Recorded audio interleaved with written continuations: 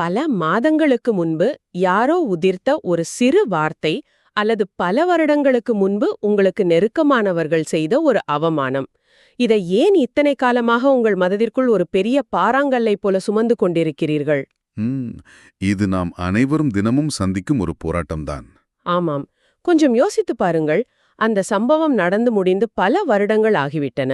ஆனால் இன்றும் அந்த நபரை நினைக்கும் போதோ அல்லது அந்த சம்பவத்தை யாராவது நினைவூட்டும் போதோ உங்கள் உடம்பில் அதே சூடு, அதே கோபம், அதே வலி அப்படியே எழுகிறதல்லவா? கண்டிப்பாக எழும். அது அப்படியே உடம்பில் பரவுவதை நாம் உணர முடியும். ஆனால் சிலரால் மட்டும் தங்களுக்கு ஏற்படும் எவ்வளவு பெரிய துரோகத்தையும் அவமானத்தையும் அடுத்த நொடியே ஒரு தூசி போல தட்டிவிட்டு போக முடிகிறது. இது எப்படி சாத்தியம்? அது ஒரு மிகப்பெரிய மனவியல் கலை. உண்மைதான். இன்று நம்முடைய நோக்கம் இந்த மனவியல் புதிரை உடைப்பதுதான். உங்களை இந்த ஆழமான உரையாடலுக்கு அன்புடன் வரவேற்கிறோம். இதைச் செய்வதற்காக நாம் இன்று கையில் எடுத்திருக்கும் ஆதாரம் 2000 வருடங்களுக்கு முன்பு எழுதப்பட்ட உளவியல் கையேடான திருக்குறள். அதாவது திருக்குறள் வெறும் நீதி நூல் மட்டுமில்ல, அது ஒரு மிகச்சிறந்த மனவியல் வழிகாட்டி. மிகச்சரி. அதிலும் குறிப்பாக மனித மனதின் உச்சக்கட்ட பரிணாமத்தை பேசும் நீத்தார் பெருமை அதிகாரத்தின் 29வது குறள். குணமென்னும் குன்றேறி நின்றார் வெகுளி கணமேயும் காத்தலரிது. இந்த குறளுக்குள் ஒளிந்திருக்கும் ஆழமான தத்துவத்தை இன்றைய நவீன வாழ்க்கைக்கு ஏற்ப நாம் முழுமையாக பகுப்பாய்வு செய்யப் போகிறோம். இந்த குறிப்பிட்ட குறளை தேர்ந்தெடுத்திருப்பது மிகச்சரியான ஒரு தொடக்கம். அப்படியா? ஏனென்றால் மனிதர்களுக்கு ஏற்படும் மிகப்பெரிய பிரச்சனையே கோபப்படுவது அல்ல, வந்த கோபத்தை எப்படி விடுவிப்பது என்று தெரியாமல் அதை அப்படியே தேக்கி வைப்பதுதான். அதை சுமந்து கொண்டே திரிவது. ஆமாம், இந்த குறள் அடிப்படையில் ஒரு மனவியல் சூத்திரம். அதாவது ஒரு உணர்ச்சி எழும்போது அதை எப்படி மூளைக்குள் தேங்க விடாமல் உடனடியாக ஆவியாக்கலாம் என்பதற்கான மிக துல்லியமான செயல்முறையை இது சொல்லிக் கொடுக்கிறது. அந்த செயல்முறையை தெரிந்து கொள்ள எனக்கும் ரொம்ப ஆர்வமாக இருக்கிறது.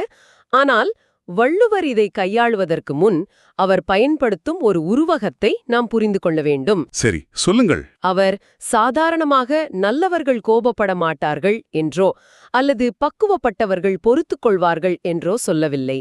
அவர் குணமென்னும் குன்றேறி நின்றார் என்கிறார். ஆமாம், நற்குணங்கள் என்னும் மலையின் உச்சியில் ஏறியவர்கள். சரியாகச் சொன்னீர்கள்.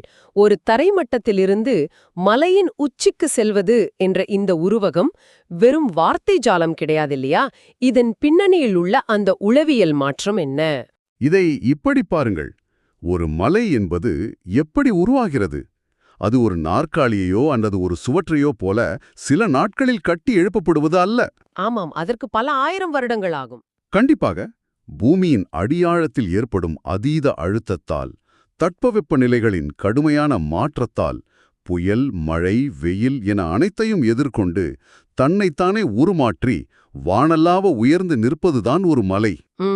ஒரு அபாரமான உறுதி அது. அதே போலத்தான் ஒரு மனிதன் அந்த நற்குணங்களின் குன்றாக மாறுவது என்பதும் இதே போன்ற ஒரு தொடர்ச்சியான அழுத்தங்களாலும் அனுபவங்களாலும் நடப்பதுதான்.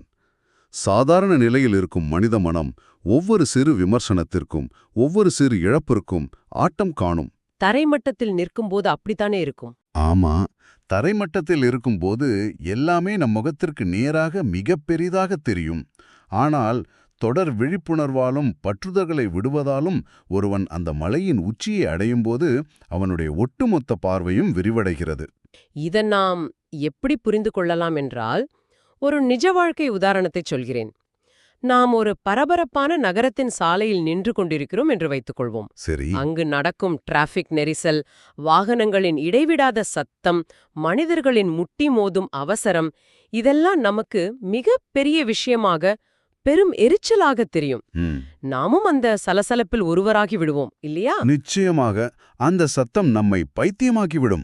ஆனால் அதே நகரத்தில் உள்ள ஒரு மிக உயரமான மலையின் உச்சியிலோ அல்லது ஒரு 100 மாடி கட்டிடத்தின் மேல் தளத்திலோ ஏறி நின்று அதே நகரத்தை கீழே பார்த்தால் அந்த பெரிய கட்டிடங்களும் சரி, அந்த டிராஃபிக் நெரிசலும் சரி, வண்டி ஓட்டுகிற மனிதர்களும் சரி மிக மிகச் சிறியதாக எறும்புகளைப் போல தெரிவார்கள். ஆமா, அந்த இரைச்சல் கூட மேல கேட்காது. ஒரு பெரும் அமைதி அங்கே இருக்கும்.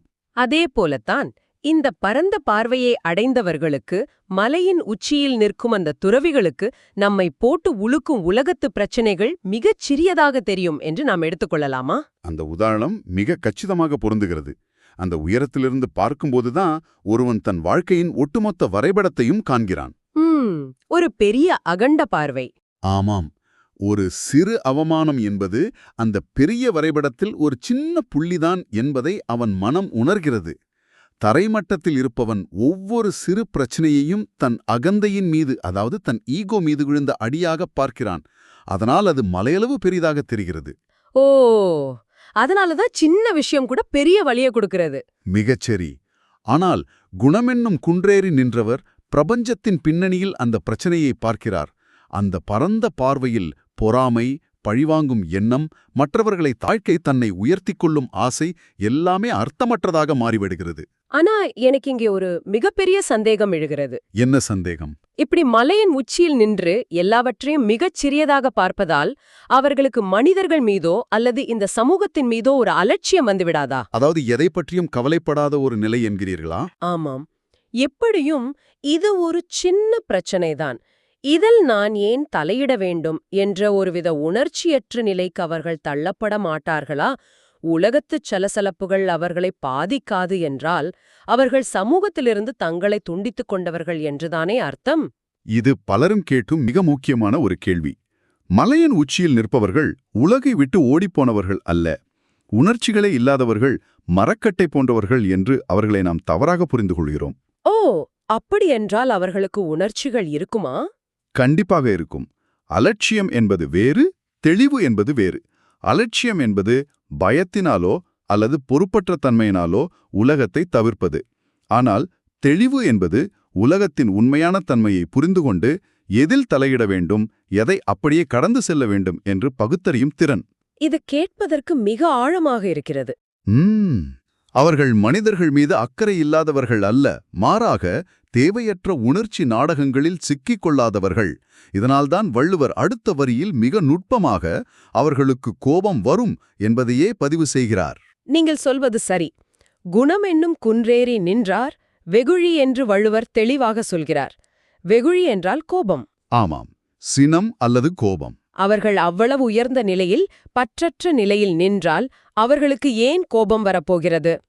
எல்லாம் சின்னதாக தெரிகிறது, அலட்சியம் இல்லை, தெளிவிருக்கிறது என்று சொல்கிறீர்கள். அப்படி தெளிவுள்ள ஒரு மாமனிதருக்கு எதற்காக கோபம் வர வேண்டும்? இங்குதான் நாம் சாதாரண மனிதர்களின் கோபத்திற்கும் பக்குவப்பட்டவர்களின் கோபத்திற்கும் உள்ள மாபெரும் வித்தியாசத்தை புரிந்து கொள்ள வேண்டும். சாதாரண மனிதர்களாகிய நமக்கு கோபம் எங்கிருந்து பிறக்கிறது என்று கொஞ்சம் ஆழமாக கவனித்துப் பாருங்கள். எங்கிருந்து பிறக்கிறது? வெளியில் நடக்கும் சம்பவங்களிலிருந்து தானே? அதுதான் இல்ல. நமது கோபம் எப்போதுமே பயம் மற்றும் நான் என்ற அகந்தையாகிய இரண்டிலிருந்தும் தான் பிறக்கிறது. எனக்கு சரியாக புரியவில்லையே. உதாரணமாக, டிராஃபிக்கில் ஒருவர் உங்களை முந்திச் செல்லும்போது உங்களுக்கு ஏற்படும் கோபம் அந்த வாகனத்தின் மீது அல்ல. பெண் எதன் மீது? என்ன எப்படி அவன் முந்தி செல்லலாம், ஏன் மதிப்பு என்னாவது, நான் அவனை விட குறைந்தவனா என்ற உங்கள் அகந்தையின் மீது படும் அடியாது. உங்கள் அடையாளத்தை யாரோ சிதைக்கிறார்கள் என்ற பயத்தின் வெளிப்பாடுதான் அந்த கோபம். ஓ, அப்படியென்றால் நம் ஈகோவை யாராவது சீண்டும் போதுதான் கோபம் வருகிறது என்கிறீர்கள்? ஆமாம், நாம் கற்பனையாக நமக்கென்று ஒரு பிம்பத்தை உருவாக்கி வைத்திருக்கிறோம். அந்த பிம்பத்திற்கு ஒரு சிறு கீறல் விழுந்தாலும் நாம் ரத்தம் சிந்துவதைப் போல துடிக்கிறோம். ஒரு நிமிஷம், இதை நான் கொஞ்சம் நடைமுறை வாழ்க்கைக்கு கொண்டு வருகிறேன். கற்பனை பிம்பம், அகந்தை என்பதெல்லாம் கேட்க நன்றாக இருக்கிறது. ஆனால் ஒரு திங்கட்கிழமை காலை அலுவலகத்தில் ஒரு முக்கியமான கூட்டத்திற்காக நான் ஒரு வாரம் முழுவதும் கஷ்டப்பட்டு வேலை செய்திருக்கிறேன் என்று வைத்துக்கொள்வோம். சரி. அந்த கூட்டத்தில் என் மேலதிகாரி என் வேலையை விமர்சிப்பதற்கு பதிலாக எல்லார் முன்னிலையிலும் என்னை ஒரு முட்டாள் என்று தனிப்பட்ட முறையில் அவமதிக்கிறார். இது பலருக்கும் நடக்கும் ஒரு விஷயம்தான். அந்த இடத்தில் எனக்கு கோபம் வரவில்லை என்றால் நான் ஒரு கோழை இல்லையா? என் சுயமரியாதையை காப்பாற்றிக் கொள்ள எனக்கு அகந்தை என்பது தேவையானதுதானே? அந்த ஈகோவை விட்டுவிட்டால் எல்லோரும் என்னை மிதித்துவிட்டு போக மாட்டார்களா? மிக ஆழமான கேள்வி. இங்குதான் நாம் சுயமரியாதைக்கும் அகந்தைக்கும் உள்ள கோட்டை தெரிவாக பிரிக்க வேண்டும். இரண்டும் ஒன்று கிடையாதா? கட்டாயமாக கிடையாது. உங்கள் மேலதிகாரி உங்களை முட்டாள் என்று சொல்லும்போது உங்களுக்கு கோபம் வர வேண்டும். உங்கள் எல்லையை நீங்கள் வகுக்க வேண்டும். என் வேலையை நீங்கள் விமர்சிக்கலாம், ஆனால் என்னை தனிப்பட்ட முறையில் தாக்க உங்களுக்கு உரிமை இல்லை என்று சொல்வது சுயமரியாதை. அது அந்த தருணத்தில் எனக்கான நீதியை கேட்பது, சரியா? மிகச்சரி. இது அந்த தருணத்தில் உங்களுக்கான நீதியை நிலைநாட்டுவதற்கான ஒரு செயல். ஆனால் அகந்தை என்ன செய்யும் தெரியுமா? அந்த சம்பவம் முடிந்து 10 நாட்கள் கழித்தும் இரவில் தூங்கும்போது அவர் எப்படி என்னை எப்படி சொல்லலாம், நான் அவரை பழிவானுவேன், அவருக்கு என் திறமையை காட்டுவேன் என்று உங்களை நீங்களே வருத்திக் கொண்டே இருப்பீர்கள் அல்லவா? அதுதான் அகந்தை. அதாவது அந்த சூழ்நிலைக்கு தேவையான எதிர்வினையை ஆற்றுவது சரி, ஆனால் அதை ஒரு கதையாக மாற்றி மூளைக்குள் ஓடவிட்டு கொண்டே இருப்பது அகந்தையின் வேலை என்கிறீர்கள். துல்லியமாகச் சொன்னீர்கள். பக்குவப்பட்ட மனிதர்களுக்கும் கோபம் வரும், ஆனால் அது அகந்தையிலிருந்து எழும் கோபம் அல்ல. அது என்ன வகையான கோபம்? ஒரு தாய் தன் குழந்தை நிறுத்தை தொடச் செல்லும்போது கோபத்தில் அடிக்கிறாள் அல்லவா? அந்த இடத்தில் அவளுக்கு கோபம் வருகிறது. ஆனால் அந்த கோபத்தில் ஒரு அக்கறை இருக்குமே தவிர, என் குழந்தை என் பேச்சை கேட்கவில்லையே என்ற ஈகோவோ அல்லது குழந்தையை பழிவாங்கும் எண்ணமோ இருக்காது. குழந்தை நெருப்பிலிருந்து விலகிய மறுகணமே தாயின் கோபமும் மறைந்துவிடும். அதுபோலத்தான் குணமென்னும் குன்றேறி நின்றவர்களின் கோபமும். ஒரு அநீதி நடக்கும்போதோ அல்லது அறம் தவறும்போது அவர்களுக்கு கோபம் வரும். அந்த தவறை சுட்டிக்காட்ட அல்லது ஒரு மாற்றத்தை ஏற்படுத்த அந்த கோபத்தை ஒரு கருவியாக பயன்படுத்துவார்கள். ஆச்சரியமாக இருக்கிறது. ஆனால் அந்த தருணம் முடிந்தவுடன் அந்த கோபத்தை கீழே போட்டுவிட்டு அடுத்த வேலையை பார்க்கச் சென்று விடுவார்கள். அவர்கள் கோபத்தை ஒரு கருவியாக பயன்படுத்துகிறார்கள், கோபம் அவர்களை பயன்படுத்துவதில்லை. இது மிக தெளிவான ஒரு வேறுபாடு. சரி, அவர்கள் கோபப்படுகிறார்கள், ஆனால் அது அவர்களுக்குள் ஒட்டிக்கொள்வதில்லை என்று புரிந்தது. அது எவ்வளவு நேரம் அந்த மாமனிதர்களிடம் நீடிக்கும்? இதுதான் குறளின் இறுதிப் பகுதி, கணமேயும் காத்தல் அரிது. ஆமாம், கணமேயும் காத்தல் அரிது. இது நேரடி அர்த்தம், அந்த கோபம் ஒரு கணம் கூட, அதாவது ஒரு வினாடி கூட அவர்களிடம் நிலைத்து நிற்காது என்பதுதான். அதை மனதிற்குள் காத்து வைத்திருப்பது என்பது அவர்களால் முடியாத காரியம். இது எவ்வளவு பெரிய உளவியல் விடுதலை என்று பாருங்கள். சாதாரண மனிதர்கள் நாம் கோபத்தை ஒரு விலை மதிப்பற்ற சொத்து போல பாதுகாத்து வைக்கிறோம். அவன் என்னை 10 வருஷம் முன்னாடி அப்படி சொல்லிட்டான் என்று அந்த கோபத்துக்கு தினமும் தீனி போட்டு அதை வளர்த்து நமக்குள் ஒரு நச்சு மரமாக ஆக்கிக் கொள்கிறோம். உண்மைதான். ஆனால் நற்குணங்கள் நிறைந்த விழிப்புணர்வுள்ள உயர்ந்த மனதில் கோபம் நிலைக்கவே முடியாது. இதை நினைக்கும்போது எனக்கு ஒரு காட்சி தோன்றுகிறது. ஒரு அடுப்பில் இரும்பு பாத்திரம் நன்றாக செக்கச் செவ்வேலென பழுக்க காய்ந்து சூடாகி இருக்கிறது என்று வைத்துக்கொள்வோம். சரி. அதில் நாம் ஒரு சொட்டு தண்ணீரை விட்டால் என்ன ஆகும்? விழுந்த அடுத்த வினாடியே சுர் என்ற சத்தத்தோடு அந்த தண்ணீர் ஆவியாகி எந்த சுவடும் இல்லாம மறைஞ்சுவிடும் அல்லவா? அடுத்த நொடியும் மறைந்துவிடும். அதுபோலத்தான் அந்த மாமனிதர்களின் தூய்மையான விழிப்புணர்வு நிறைந்த மனதுக்குள் கோபம் என்ற தண்ணீர் துளி விழுந்தால் அது அடுத்த நொடியே சுவடு தெரியாமல் ஆவியாகிவிடுமா? மிக சிறப்பான உருவகம். அந்த இரும்பு பாத்திரம் எவ்வளவு சூடாக இருக்கிறதோ அவ்வளவு சீக்கிரம் நீர் ஆவியாகும். இங்க அந்த சூடு என்பதுதான் ஒரு மனிதனின் சுய விழிப்புணர்வு. சுய விழிப்புணர்வு, செல்ஃப் அவேர்னஸ். ஆமாம், ஒருவனுடைய விழிப்புணர்வு எவ்வளவு தீவிரமாக இருக்கிறதோ அவ்வளவு சீக்கிரம் அவனது கோபம் ஆவியாகிவிடும். அவனது மனம் நிகழ்காலத்தில் முழுமையாக நிலைத்திருப்பதால் கடந்த காலத்தின் சுவடுகளான கோபத்திற்கோ அல்லது எதிர்காலத்தின் கற்பனைகளான பழிவாங்கும் எண்ணங்களுக்கோ அங்கே இடமே இல்லை. எந்த ஒட்டுதலும் இல்லை. தண்ணீர் ஆவியாவதற்கு அந்த இரும்பு பாத்திரம் எப்படி எந்த ஒரு முயற்சியும் செய்ய வேண்டியதில்லையோ அதுபோலத்தான் விழிப்புணர்வுள்ள மனம் கோபத்தை விரட்ட போராட வேண்டியதில்லை, அது தானாகவே மறைந்துவிடும். தண்ணீர் தானாகவே ஆவியாகிவிடும் என்பது கேட்க மிக அழகாக இருக்கிறது. ஆனால் இங்குதான் எனக்கு சில நடைமுறை சிக்கல்கள் தோன்றுகின்றன. என்ன சிக்கல்கள்? நாம் யாருமே இமயமலையில தவம் செய்யும் துறவிகளோ அல்லது பிறவியிலேயே முழுமையாக பக்குவப்பட்டவர்களோ இல்லை. ஒருவருக்கு என் மேல் கோபம் வருகிறது, அவர் என்னை திட்டுகிறார், என்னால் அடுத்த நொடியே அதை ஆவியாக்க முடியவில்லை. அது சாதாரண மனித இயல்புதான். அதனால் நான் என்ன செய்கிறேன் என்றால், நான் ஒரு நல்லவன், நான் கோபப்படக்கூடாது, பொறுமையே பெருமை என்று எனக்குள் எழும் கோபத்தை வெளியில் காட்டாமல் அப்படியே பலவந்தமாக அடக்கி வைத்துக் கொள்கிறேன். இப்படி கோபத்தை அடக்கி வைப்பதுதான் நல்ல குணமா? கணமேயும் காத்தல்லரிது என்றால் அடக்கி வைப்பது என்ற அர்த்தமா? இப்படி அடக்கி வைத்தால் அது என்னை உள்ளுக்குள் அரித்து விடாதா? நீங்கள் தொட்டிருக்கும் இந்த இடம்தான் நவீன உளவியலும் தத்துவமும் சந்திக்கும் மிக முக்கியமான புள்ளி. கோபத்தை அடக்கி வைப்பது என்பது கணமேயும் காத்தல் அரிது என்பதற்கு முற்றிலும் நேரெதிரான ஒரு விஷயம். ஓ, அப்படியா? கண்டிப்பாக. கோபத்தை அடக்குவது என்பது கடலுக்குள் ஒரு பெரிய பந்தை பலவந்தமாக அமுக்கி வைப்பதற்கு சமம். தண்ணீருக்குள் பந்தை அழுத்துவது போலவா? ஆமாம். நீங்கள் அந்த பந்தை அழிக்கவில்லை, உங்கள் முழு பலத்தையும் தந்து கைகளை வலிக்க வலிக்க அதை தண்ணீருக்கடியில் அழுத்தி வைத்திருக்கிறீர்கள். வெளிப்பார்வைக்கு கடல் அமைதியாக இருப்பது போல தெரியும். ஆனால் உள்ளே பெரிய அழுத்தம் இருக்கும். மிகச்சரி.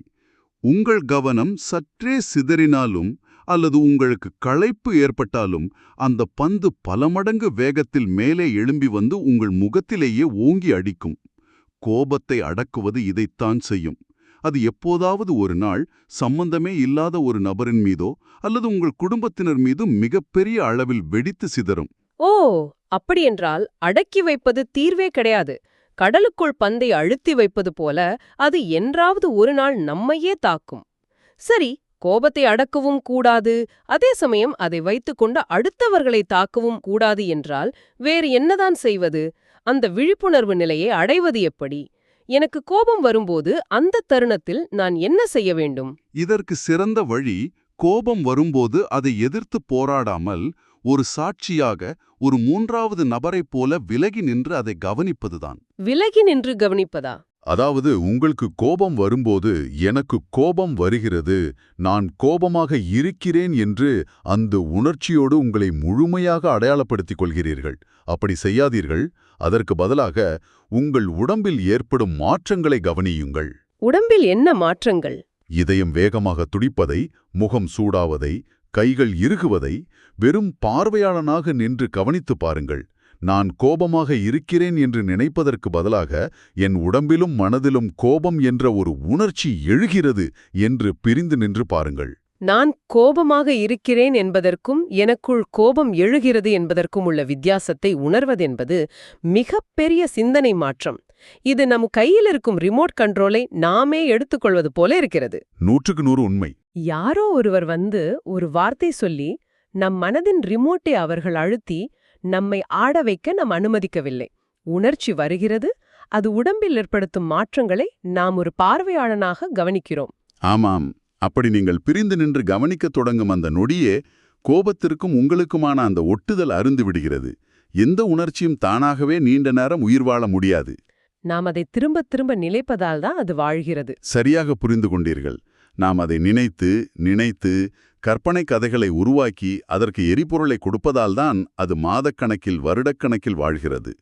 நீங்கள் வெறும் சாட்சியாக நின்று கவனிக்கும்போது அகந்தை அங்கு வேலை செய்யாது. எரிபொருள் இல்லாத நெருப்பு போல. ஆமாம். எரிபொருள் இல்லாத நெருப்பு எப்படி தானாக அணைந்து விடுமோ அதுபோல அந்த கோபம் அதற்கு மேல் வளர வழியில்லாமல் அடுத்த கணமே தானாகவே வடிந்துவிடும். அந்த சூழ்நிலையை பிடித்து தொங்காமல் அடுத்த கணமே அதை விட்டு விடுவதன் பெயர்தான் உண்மையான விடுதலை. எவ்வளவு ஆழமான, அதே சமயம் முற்றிலும் நடைமுறைக்கேற்ற ஒரு உண்மை இது. அந்த குறளின் முழுமையான பரிமாணம் இப்போது மிக தெளிவாக புரிகிறது.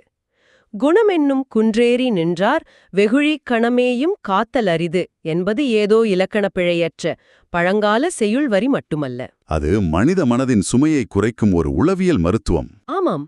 துறவி அல்லது நீத்தார் என்பது ஏடோ காவியுடை அணிந்து கொண்டு வீட்டை விட்டு காட்டுக்கு செல்பவர் மட்டுமல்ல. யார் ஒருவரால் தன் அகந்தையை விட்டு விலகி நின்று ஒரு பிரச்சனையையோ அல்லது தனக்கு ஏற்படும் ஒரு அவமானத்தையோ கோபத்தையோ அது வந்த அடுத்த நொடியே எவ்வித சுவடுமற்று கடந்து செல்ல முடிகிறதோ அவரும் அந்த நற்குணக் குன்றின் உச்சியில் நிற்கும் ஒரு மாமனிதர்தான். கட்டாயமாக. தத்துவார்த்தமாக பார்த்தால் நாம் பிடித்து வைத்திருக்கும் ஒவ்வொரு கோபமும் ஒவ்வொரு கசப்பான நினைவும் நம்மை நாமே சிறைப்படுத்திக் கொள்ளும் ஒரு சங்கிலி. அந்த சங்கிலியை நாமேதான் கட்டிக்கொள்கிறோம். ஆமாம். நாம் யாரை நினைத்து கோபப்படுகிறோமோ அவர்களுக்கு அது தெரியப்போவது கூட இல்லை. ஆனால் அந்த நஞ்சை நாம் தினமும் கொஞ்சம் கொஞ்சமாக கொடுத்து கொண்டிருக்கிறோம். அந்த சங்கிலியை அறுக்கக்கூடிய ஒரே ஆயுதம் விழிப்புணர்வும் இந்த நிகழ்காலத்தில் முழுமையாக வாழும் தன்மையும்தான். கோபத்தை ஒரு கணம் கூட காக்காமல் விடுவதே உண்மையான சுதந்திரம். மிக அற்புதமான மனது நிருண்ட மூலைகளில் வெளிச்சம் பாய்ச்சும் ஒரு உரையாடலாக இது அமைந்தது. இந்த ஆழமான தேடலின் முடிவில் இன்று உங்களை நேரடியாக சிந்திக்க வைக்கும் ஒரு கேள்வியோடு இந்த உரையாடலை நாங்கள் நிறைவு செய்ய விரும்புகிறோம். ஆமாம். இதை கொஞ்சம் ஆழமாக யோசித்து பாருங்கள். இப்போது நீங்கள் எங்கிருந்தாலும் சரி, ஒரு கணம் உற்று நோக்குங்கள். பல மாதங்களாக அல்லது பல வருடங்களாக உங்கள் மனதில் நீங்கள் யாருக்காகவோ அல்லது எதற்காகவோ பற்களை கடித்துக்கொண்டு சுமந்து கொண்டிருக்கும் அந்த ஒரு பழைய கோபம், அந்த ஒரு கசப்பான சம்பவம், அதை நினைக்கும் போதெல்லாம் உங்கள் நிம்மதியை குழைக்கும் அந்த ஒரு முகம், அதை இதே வினாடியில் இந்த கணத்தில் உங்களால் கீழே இறக்கி வைக்க முடியுமா? ஒரு கணம் முயன்று பாருங்கள்.